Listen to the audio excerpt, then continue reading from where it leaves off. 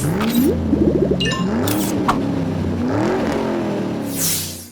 is the 2025 Nissan Kicks. This is a little bit larger than the previous generation. It also replaces the old Rogue, and there's some big changes, not just on the exterior and its looks, but the interior refinement and the materials have also been improved. Lots of standards that come with this car that the competitors don't offer. We're gonna go through this vehicle outside and inside, take it for a test drive, and in the end, we'll give you our pros and cons, and we'll talk about pricing as well as the competitors. There are 3 trim levels, the S, the SV, and the SR. There are also 7 mono colors and 7 two-tone colors, which I really like to give you that choice that you want the vehicle to look like to match your personality. Roof options come in either black or red. LED headlights and taillights are standard across the lineup. I do like the 3 bars here, giving it a very distinctive look, especially coming down the road. And of course, this is the SR trim, so it's fully loaded. And I really love this blue color. It's very rich and very powerful. There are some dimensional changes on the new Kicks. It is 2.8 inches longer, 1.6 inches wider, 0.9 inches higher, with a ride height that's 1.5 inches longer on the wheelbase. It also gains a full 1.4 inches of ground clearance. That makes a total ground clearance of 8.4 inches, making it a slightly bigger vehicle than the previous Kicks. All of these dimensional changes do come with a very small price of an additional 358 pounds. There's an optional panoramic roof that is available on SV and SR trim levels. The Kicks is made in Mexico. Warranty is 3 years, 36,000 miles, and matches the roadside assistance of the same 3 years, 36. And there is a new 2-year maintenance package that'll help save you on oil changes and tire rotations. First thing you notice when you see the Kicks, it is much boxier than the previous version. It's inspired by a sneaker, so that silver line you see across the bottom is meant to be the sole of the sneaker, which is also what you see in the black, and then it sort of looks like a high top sneaker, hence the name Kicks, which is what a lot of kids call their sneakers. Coming around to the back of the car, you'll notice this upper wing with an integrated brake light. I kind of wish this wiper blade was tucked up underneath, would make it look even cleaner and more modern, but hopefully they'll hear us saying these things and they'll start complying with what we want, because if you live in Michigan where I am right now, these wiper blades get damaged when you use an ice scraper, but if they're tucked up underneath, they're nicely protected. That's why I keep saying that. Flat all the way across the back. This is part of that new, more structured look, much like a sneaker. LED taillights. This is the SR. It's all-wheel drive. You can also get front-wheel drive. We'll talk about that in just a second. The Nissan logo is here, and the Kicks logo is there. Very nice and clean. Very modern compared to the previous one. I like the bold new design. It definitely stands out on the crowd. The platform of the Kicks is that of an international platform for Juke. There is no longer the Nissan Rouge Sport available here in the US, and this will be taking up that whole gap of the old Kicks up to the full-size Rogue. Nissan zero-gravity seats are front and rear on all Kicks, and it seats 5 people. Heated front seats are available on the higher trim levels, and a flat-bottom steering wheel is really nice to get in and out of the vehicle comfortably. I do like the red detail on the trim, the red on the inset, as well as the speakers that are in the side of the headrest, only on the top trim level. You can get that amazing audio system, especially when it's built into the headrest. You usually don't see that except for in much higher trim levels. A nice little touch, but I do like this red and white detail that's throughout the car. Really nice on the SR trim level. Heading into the second row, they've added pockets behind each of the seats, as well as 2 USB-C charge ports behind the console. That is it. Very simple. 2 child safety seats can be installed on the back, as well as 2 cup holders that are built into the armrest. This is really nice. Plenty of headroom. There's grips to get out, but overall there's really not much under some pretty basic storage in the doors, but at this price point, that's pretty much all you're going to need.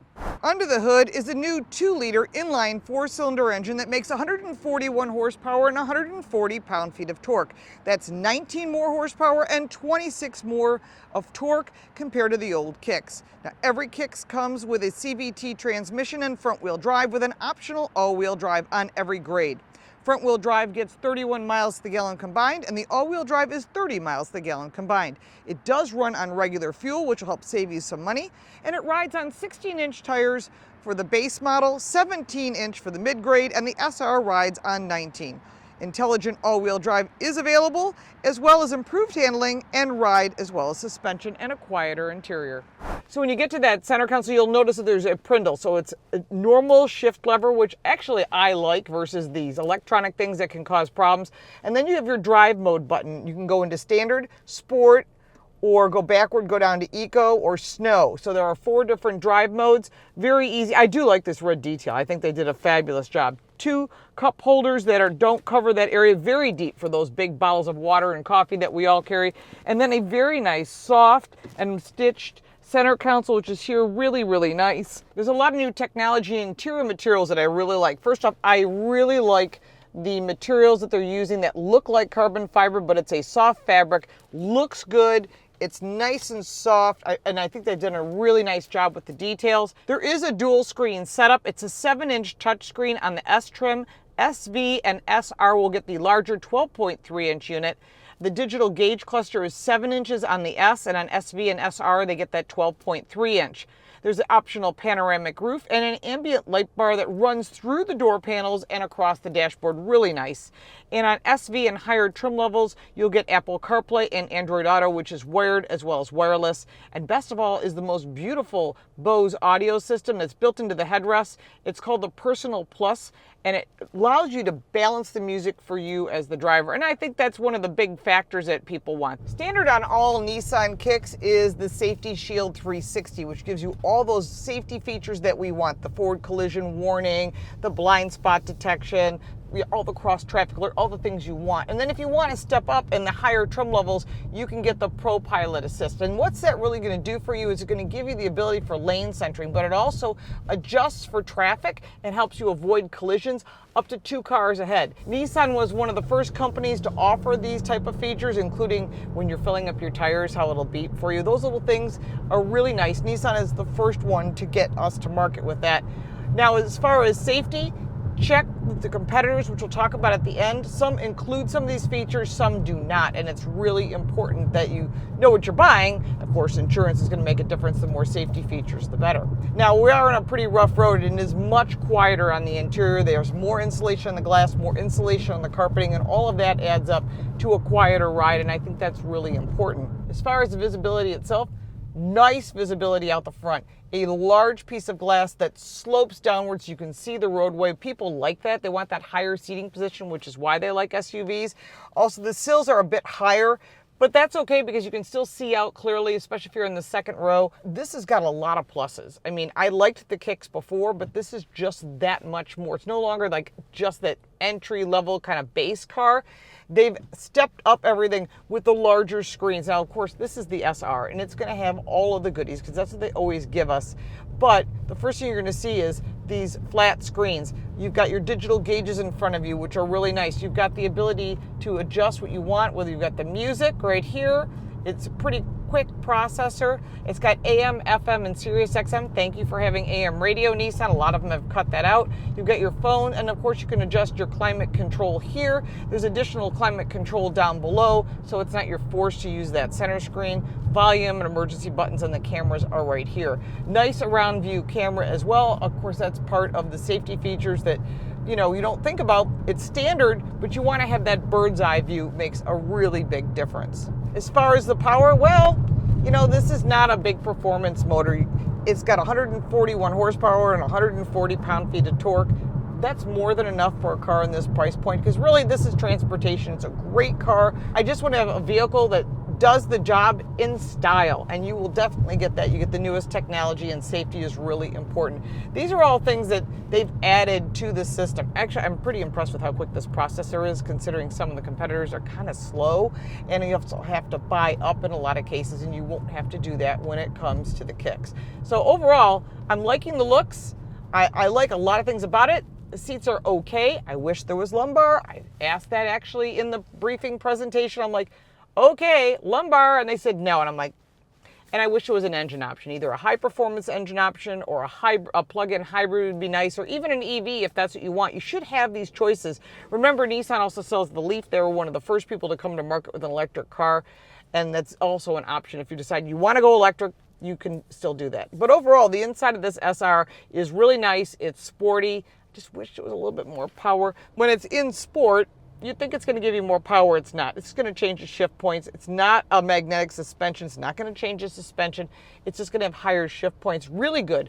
Getting on a highway, passing a vehicle, avoiding an accident, all of that makes a difference. And you can feel it right away.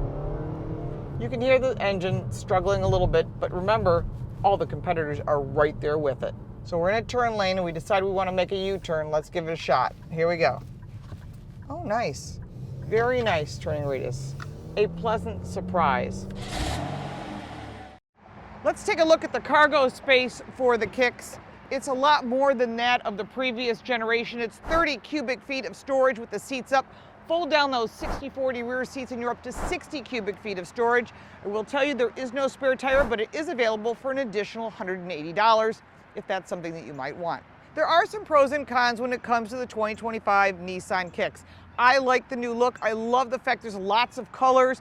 It's a really cool little car, and it has just enough power compared to the competitors, which we'll talk about in just a second. But overall, it's a very compelling offer, and I'm sure the insurance rates are also going to be very competitive, but it's important that you check that out before you make a decision. On the negative side, there is no additional engine options that are available. There is one, and there is no lumbar support on either the driver or the passenger side.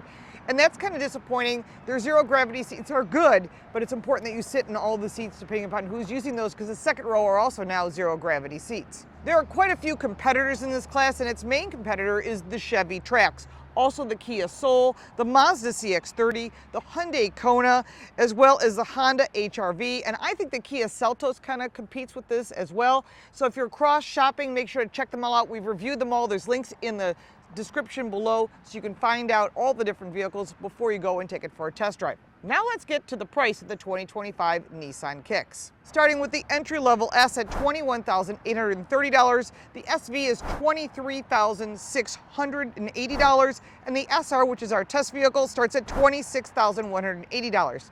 Now add in all-wheel drive, because I'm giving you base prices that are with front-wheel drive, and you could add an additional $1,500 on average to get to that all-wheel drive, and check all the boxes on our SR, and it came in just slightly over $31,000.